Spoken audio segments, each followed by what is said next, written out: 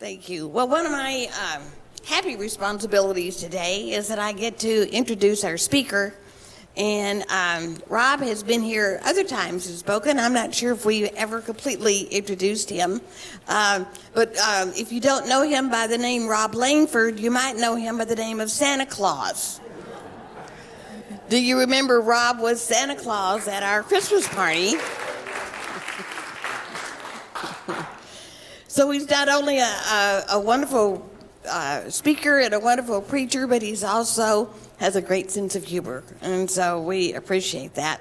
So let me tell you a little about Rob. He was the pastor of the Pioneer Baptist Church up in the Somerset area for 43 years. That has to be some kind of record that in 43 years he remained there. He remained happy there, and they were happy with him. And that speaks highly of him. He and his wife, Shara, have 4 daughters. As a matter of fact, if you don't know Shara, raise your hand or stand. Shara is a wonderful woman of God and a delight. If you haven't gotten to know her, I encourage you to do that.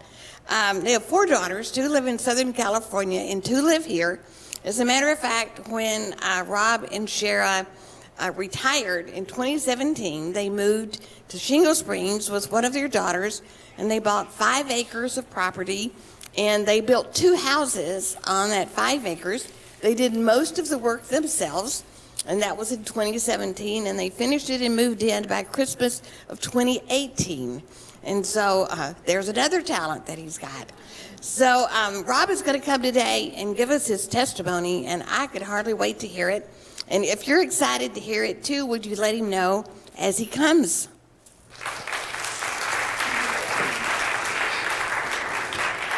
Thank you, Nancy. When you pastor for 43 years in the same place, it's a testimony to a few things. One is my stubbornness, and second is the grace of a congregation to go that long. And it's rare, and I know that, and I'm blessed, and I know that. So what I'd like to do this afternoon, most of us preachers, we always call it morning, but this afternoon is I'd like to share with you my testimony.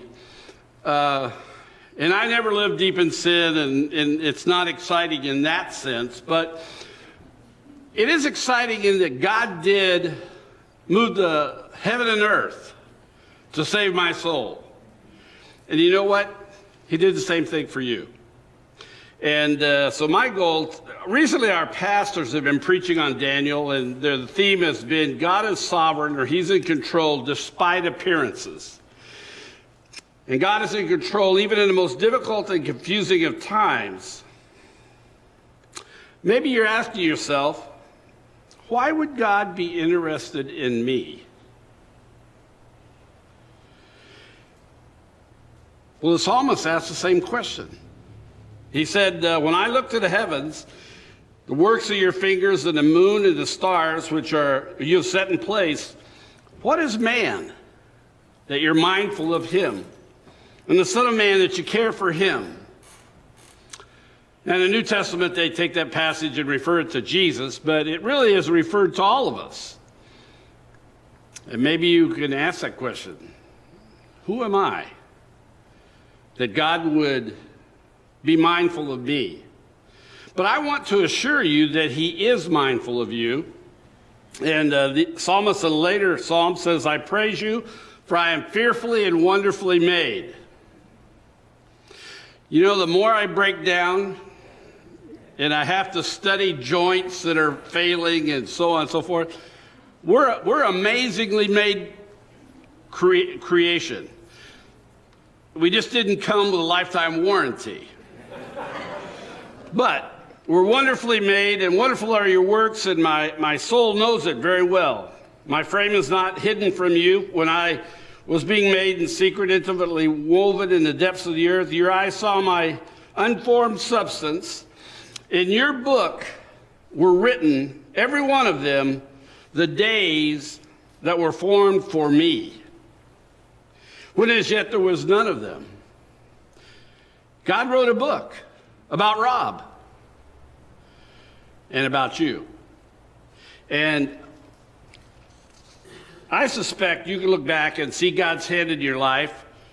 I'm going to talk about events even before my life also. And I would like to tell you my story in view of God's providence, sovereignty, if you would. That is how God orchestrated the events of my life for my benefit. And I really would like you to look at your life story from this perspective and be encouraged by that. So I'm going to stop every once in a while and just say, how about you? As you look back on your story. We watch a lot of NCIS at our house, and therefore we know who Leroy Jethro Gibbs is. And Leroy Jethro Gibbs says that he doesn't believe in coincidences. I agree. I don't agree. I believe in providence, not coincidence. God has a plan. Did you ever wonder how your parents met? How did Jack Langford, my dad, and Geneva Hackney, my mom, get together? Jack was born in Stockton, California, grew up in Jenny Lind in Calaveras County. That's all in California. Geneva was born and raised in Roosevelt, Oklahoma. Just a couple hundred people lived there, but her family of 9 lived there. Providentially, they met in Norman, Oklahoma. And the facts of the providence that I observed is that Jack graduated from Calaveras High School and joined the Navy just prior to World War II. I really can only speculate as to why he joined the Navy early in 1941. But God did 2 great works during that time. First, my dad survived the attack on Pearl Harbor. 2,000 sailors died that day, over 2,000, only 3 from his ship, and he survived. Coincidence or providence? I think it was God's plan. Second, he met a sailor when he was in the Navy from Roosevelt, Oklahoma. And he became one of his buddies, and he and Hoppy got out of the Navy, and they went to the University of Oklahoma together. And there, my dad met my mom. It wasn't a happy marriage, but it seems to have been providentially arranged from the beginning for my benefit and my 5 siblings. As I look back on my life, even before I was born, I see God's hand at work. Can you think back to unusual events that show God's hand in your history? So how did I learn about Jesus and the gospel? Scripture actually lays out an orchestrated process through which people come to Christ.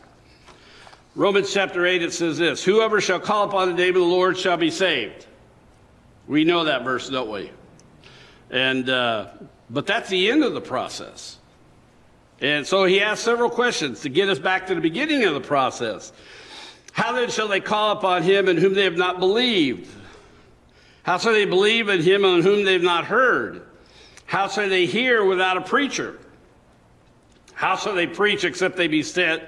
As it is written, how beautiful are the feet of them that preach the gospel of peace and bring glad tidings of good things. May I suggest to you that God has orchestrated the events of life, sent a variety of witnesses, and given you a heart to believe, so that you would call on the name of the Lord Jesus Christ and be saved. Can you think back to witnesses in your life? I'm sure that I went to church in Oklahoma. but I don't remember going to church in Oklahoma. But I do remember sitting in the front row of the high school gym at my grandfather's funeral. He was 52, and just another miracle. The men in my family tend to die young.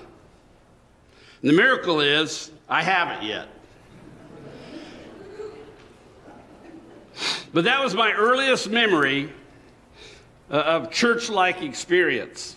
And God began to reveal the truth of the gospel to me in Santa Maria, California.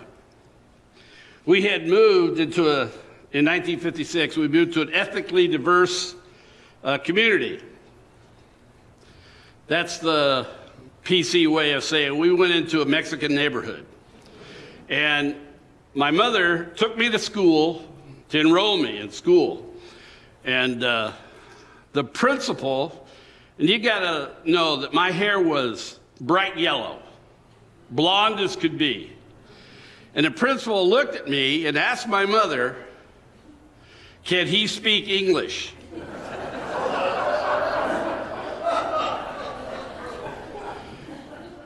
My mother was so offended, we went home and I didn't go back.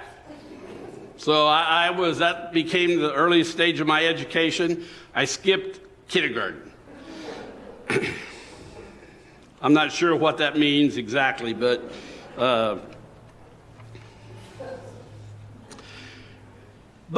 we had moved into a neighborhood across the street from a small Pentecostal church and the parsonage. And I attended the church a few times, but mostly I played with the pastor's son.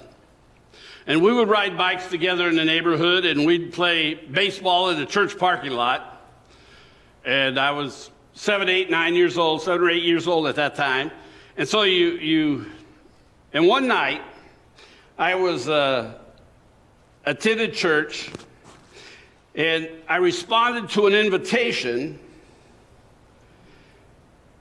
And when I went forward, you got to remember I'm 7 or 8 years old, and I went forward, and they told me, and I'm kneeling at an altar, you just pray Jesus, Jesus, Jesus, Jesus over and over again.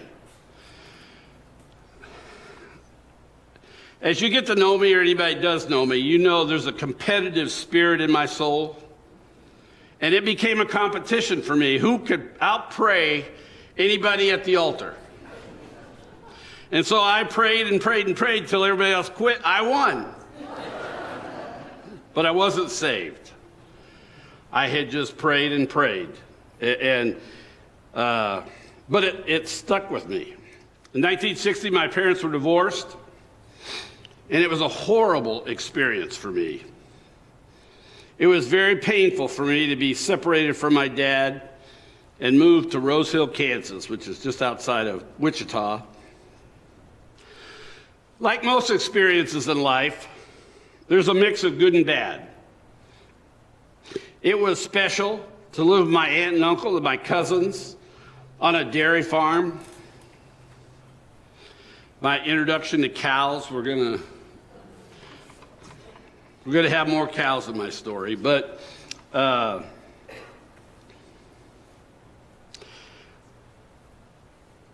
because of my emotional distress, I was a problem at school.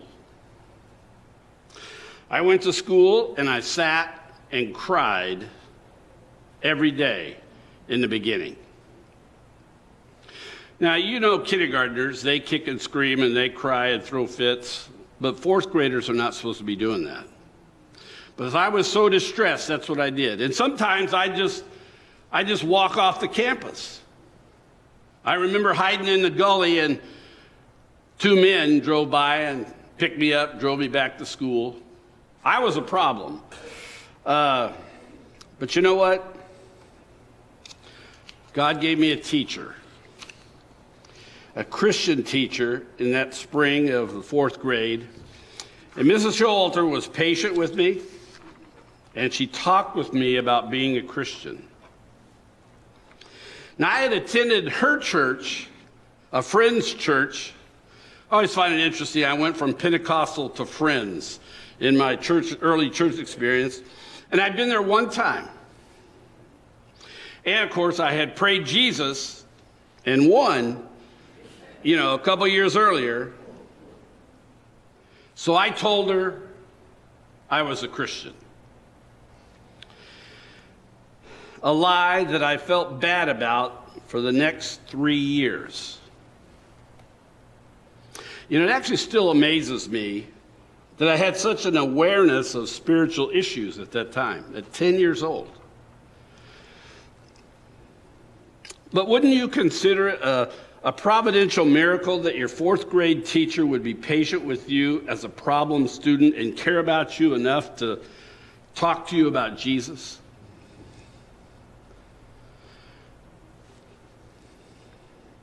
Do you remember people that had a special influence in your life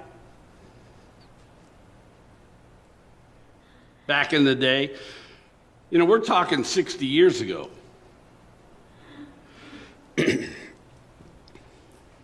Well, I'm going to make mention of several more in my life as I go on, but my parents remarried.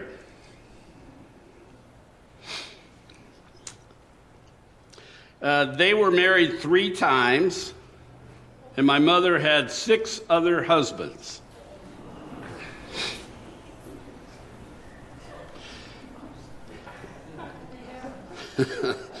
Well, I have no explanation, except that God has been good to me, and I have one wife forever. So, at any rate, we'll get to that too. But they were married. We moved back to California. And we had a short stay in Downey where my aunt and grandmother lived, and we went to Ventura for a couple months. And then we moved to Placerville. I can remember living in 12 different houses by the time I was 12 years old. It's just kind of a life of instability. But who controls my destiny? Who controlled your destiny? Who brought me to Placerville to meet Jesus and Shara? Well, my dad's aunt owned a 32-acre ranch toward the end of Coon Hollow Road. Any of you know where that's at? In Placerville area? I thought it was appropriate, have this southern kid come live in Coon Holler. But at any rate, Coon Hollow Road, and we lived there. And again, it was a mix of harshness and hardness and fun. We didn't have hot water in the house. Baths were an experience. I still have I have the milk bucket, which was also the bath bucket that we heated the water in so we could pour it into the bathtub. And I don't have any idea what the order was. I'm the oldest. I should have gone first, but I'm not sure that's how it worked. At any rate, our water source was a well pump that pumped water into a leaking wooden water tank at the top of a tower outside our yard. So you get this picture. There's this probably 10-foot diameter water tank sitting up there leaking all the time, water dripping down all the time. Dad was constantly working to repair the house. It was a rustic environment, but we had a horse, we had a cow, we had a garden, we had a creek. I mean, what else could you ask for in life as a 12-year-old, and we had acres of pear trees. My mother took us to church, and we made friends at Calvary Bible Church, and we attended regularly. That was a church that was in Placerville. It's still there, but they changed the name of it. So it was the Calvary Bible Church that I began to more clearly understand the gospel and eventually receive Christ as my Savior. It culminated at a youth rally at Galt, California, at Galt Bible Church. I was deeply moved, deeply troubled at hearing the gospel that night. Now, I'd heard it many times before. In fact, I had raised my hand at the end of many sermons in my home church. I always wondered why my pastor never came and asked me why I was raising my hand. He was a very evangelistic guy, but he never did. But I'd raised my hand that night in Galt, and they wouldn't let go. And one thing you know about Rob, he's stubborn. And he wouldn't go forward. So I went to the car that I'd come in. I skipped the ice cream dessert. And I made my peace with God by myself. In that seat, the front seat of a 1959 Ford Fairlane. Funny what you remember, isn't it? I feel particularly blessed to have a vivid memory of an exact moment of conversion, a salvation experience.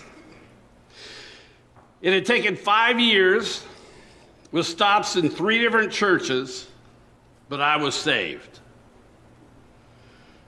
Thank you for singing Just As I Am today. I love that song. And this is what I connected to. People getting saved. Can you remember those events and people who influenced your coming to Christ? You remember that's part of the deal today. I'm talking, you're thinking. So I'm asking you to think back. People and events that were part of your coming to Christ.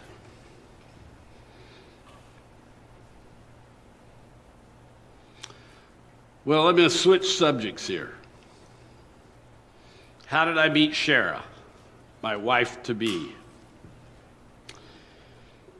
Proverbs says, whoso finds a wife finds a good thing and obtains favor of the Lord. Houses and riches are the inheritance of fathers, but a prudent wife is from the Lord. Particularly a virtuous woman that you might find described in Proverbs 31.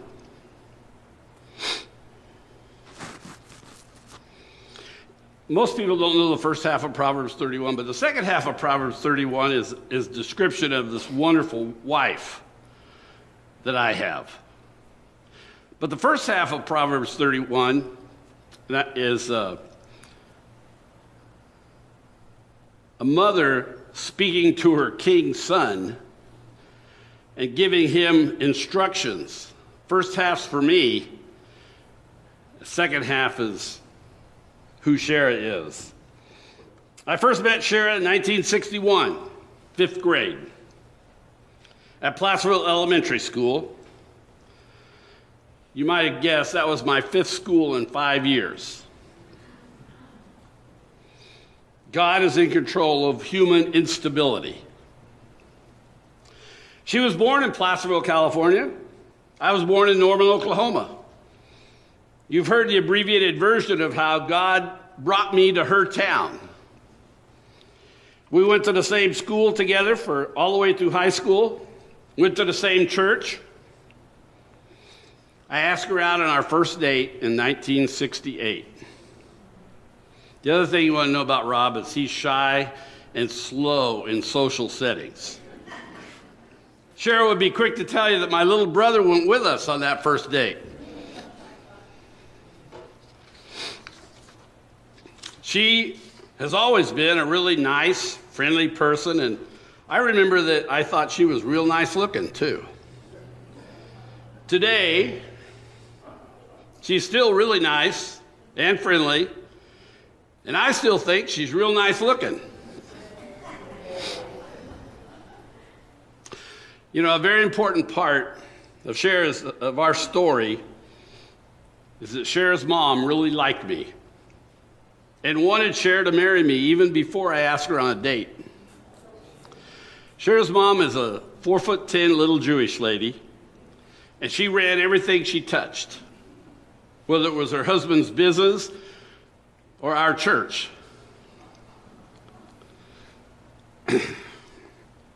Reason she liked me, I have to tell you this story. We had a youth retreat up in Markletville. And I happened to be one of and I'm like 17, 18 years old. and I was asked to speak, give a devotional. And she was there as a chaperone. Shara's mom was there. And so 2 things happened at that retreat. One is, I think it's a possibility that her mother received Christ. And the second is, she and I stayed behind after everybody left, and we cleaned that cabin. And then I drove her home because she never drove. Anyway, I drove her home. It's very significant that Shara's mom liked me. I had no idea what a happy marriage looked like. My parents were married, as I told you, 3 times, divorced twice. My dad died trying to divorce my mom a 3rd time, but died before he could get the paperwork filed. Overall, my mom was married to 7 different men. My dad told me I couldn't love my mom and him at the same time. My mom told me, never trust a friendly person. That's how I was prepared for marriage and family life. Shara and I were married. We have 4 daughters. Shara's by nature a nurturing mother. I was trying to learn how to be a Christian dad by reading books and going to conferences. Shara helped me survive 20 consecutive years with a teenage daughter in our home.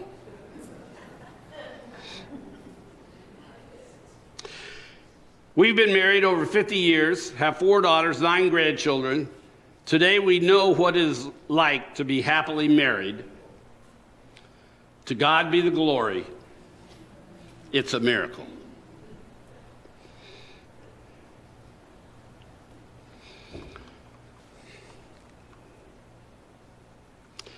How did I hear? I could ask you to ask your own self, the background of your courtship. How did you all meet? How was God involved in that? You know, there's more than hormones working when a couple meet and they fall in love. God is in that picture too. I'm going to switch subjects again. Good news is this is going faster than I thought, but the bad news is I can't see the clock from here. So we're just kind of... John, will you just stand up when I'm done? Okay, how did I hear God's call to the pastorate? Just a few of the miracles that happened. First of all, when I was in Sunday school, a youngster in youth group, I had an unusual interest in the Bible. I have no explanation other than God just put it in my heart. The Sunday school teachers always, you remember when we had quarterlies back in the 60s? And the teachers would hand out the quarterlies, and they would ask you to do your Sunday school lesson before you came to Sunday school. Well, for me, it was just a given. I was going to do that. I always did that. I was always prepared. And I just had this unusual interest. Plus, I was just inclined to do what I was told.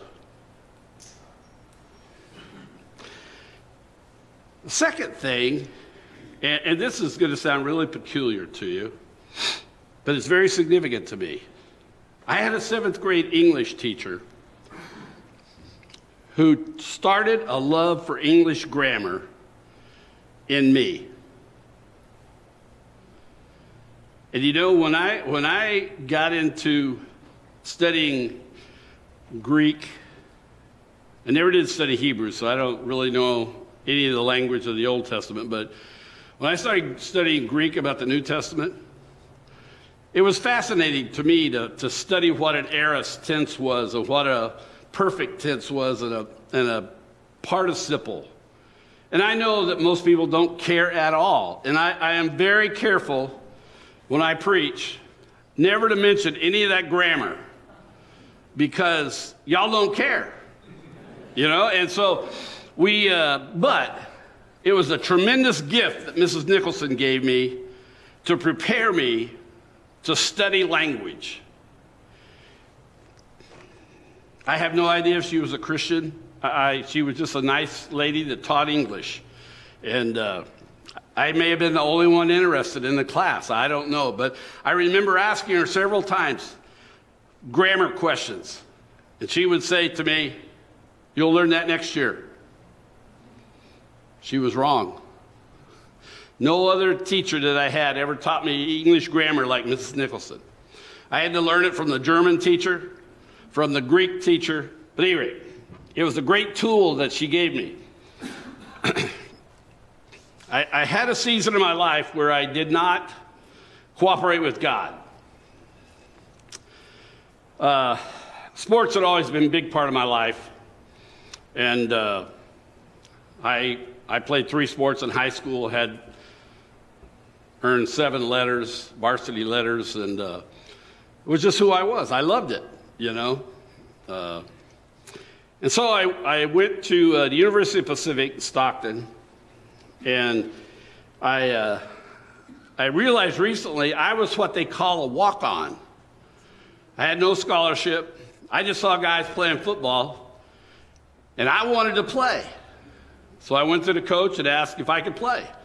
He gave me a uniform, and I tried out for the team, the freshman team. And I made the team.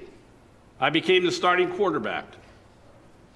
I was the starting quarterback for 2 quarters. And in the second quarter of our first game, this guy tackles me as I'm dropping back for throw a pass. He tackles me, and I'm turning to get away from him, and he breaks my ankle. And I'm not making this up. I'm laying on the field, and I'm thinking, God wants me to go to Bible school. It's the truth. I got up. I hobbled off the field. I'm a walk-on. Nobody cares. They wrapped my ankle, sent me to an orthopedic surgeon on Tuesday. It got repaired. And so I walked with a limp for 18 months. It was not rehabilitation like it is today, you know. And because of that, I'd gone there to play baseball. Well, 18 months ruined my baseball. Plus, as soon as I got able, I applied to go to Biola College. I was accepted there and went to Bible school. Do you remember how unstable my life had been?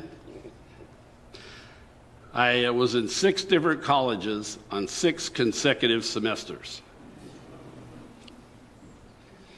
I'm not very critical of my grandkids as they're talking about college, you know. Nobody could have done it wronger than I did. So I was, but you know what happened at the end of the 6th semester? I got married. You get serious when you get married. So, in spite of all that instability, I graduated in 4 years from Sac State, which was a miracle. Really, the only way it happened is I had an upper division Bible class from Biola that I had no idea it was upper division when I took it. And when it transferred into Sac State, they gave me credit for it, and I put all the pieces together, and I was able to graduate in 4 years there. And my goal was to be a coach. And so, and in those days, the coaches were all teachers. And so I applied to the teaching credential program at Sacramento State. And you know what they did? They rejected me. Lots of people have asked me why. And you know what? I never asked. I have no idea. But at that time, we were married, and while I'm going to Sac State, my wife is going to Sacramento Bible Institute in evenings. And I had I had gone with her to take one class. You never get too much Greek. And so I was taking Greek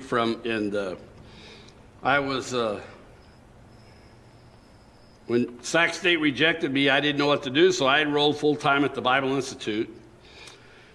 Earlier, Sharon and I had begun to teach Sunday school at Kelsey Bible Church. Do you know where Kelsey is, up on the Georgetown Divide? And through the American Sunday School Union, which was ministers all up and down, all over the country, but all up and down the Sierra foothills, they have these little small Sunday schools, and a man named Harvey Coles would recruit teachers and staff them to keep them going. Because of that affiliation, I was asked to teach at Pioneer Bible Church in their after-school Bible classes. This was in 1972, which led to my invitation to preach for 2 weeks in September 1973. Give the pastor there a break. And Nancy didn't give you too many details, but last time I talked, I gave you a whole bunch of details. 2 weeks turned into 43 years. I guess I kind of oozed into the pastorate. Even though I have a very specific event about my conversion, I don't have as far as my call into the ministry. But I would like to close by telling you one story about my dad. Now, my dad was he was a hard case. He was angry, bitter against my mother. And you know what he told me as far as you can't love me and love your mother at the same time. But I had made it my goal in life to get along with my dad, to be at peace with him. Nobody else in my family, of the other five other siblings, nobody could get along with him. I was the firstborn son, and he had invested a lot of time developing my baseball skills. In fact, I'm sure his goal for me was to be the next Mickey Mantle. You know, a little blonde-haired kid out of Oklahoma. Any of you all know Mickey Mantle, that's who he was, you know. And he tried to teach me to switch hit. He'd hit me fly balls, and we'd go to the park. It was just, he invested a lot of time in building my baseball skills. We'd play catch. I remember playing catch. I hated it because it hurt my hand. You know, we'd play catch in the yard, the driveway. And he also supported, he never coached me, but he coached my younger brothers. And he always supported my sports career all the way through high school. And by supporting, I mean he'd go to all the games that he could, and then he'd tell me what I'd done wrong. You know how that works? But he was never a churchgoer. He did pray with one of our elders at one point in time to receive Christ, but he was never a churchgoer. But about 5 years into my pastorate, my dad was actually building a house next door to the house I was living in. He'd helped me build the house, finish the house that we were living in, and he had the property next door, and so we were building a house there also as a kind of a spec home. So I spent a lot of time. I was, had my bags on. I was hammering nails and working with him. In fact, I even did it on one Sunday. I lived in the legal world where you couldn't do any work on Sunday. But there was a storm coming in, and we were working on this roof, and we needed to get that roof done. So I came home from church, and I went right down there and started working with him on this roof. One of the things that my dad had dreamed of was that he could have a family construction company. Now, the brother younger than me is a land surveyor. The brother younger than the next brother is an accountant. The next brother went to the Air Force and spent a career there. And the fifth boy was a carpenter. You know what? None of those guys could get along with my dad. They'd all tried, they'd all worked for him and with him, and he ran them all off. One day, God put it on my heart to go to my dad and to say to him, Dad, I think we can do this. I know you desire to have a family company. I can leave the church, come work with you, and we can make a go of it. He said to me, Rob, I'd take any of my sons but you into partnership in a construction company. You have a good thing going there at the church, and that's where you need to stay. That blessing from my father meant more to me than you can even imagine. It was one of the keys. If you put Sharon and Jack together, supporting Rob, that's how you get through 43 years of ministry in one church. Do you know church is not easy? Pastoral ministry is not easy. You know, my goal this afternoon, was to get you to think about how God has been at work in your life. Now, I've given you, you can tell your testimony 100 different ways. I mean, you got to end up at one spot in the front seat of the Ford Fairlane, but how do you get there is another thing. I just want you to think not just about my story, but about your story and how God has been at work in your life all these years. John's not standing, but I'm done. So Lord bless you.